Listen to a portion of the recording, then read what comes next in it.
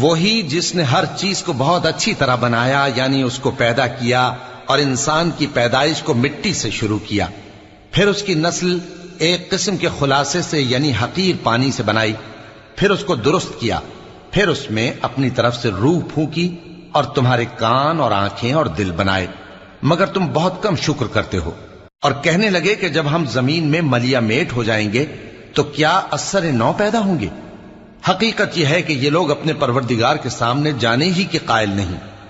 کہہ دو کہ موت کا فرشتہ جو تم پر مقرر کیا گیا ہے تمہاری روحیں قبض کر لیتا ہے، پھر تم اپنے پروردگار کی طرف لوٹائے جاؤ گے، اور تم تعجب کرو جب دیکھو کہ گناہگار اپنے پروردگار کے سامنے سر جھکائے ہوں گے اور کہیں گے کہ اے ہمارے پروردگار،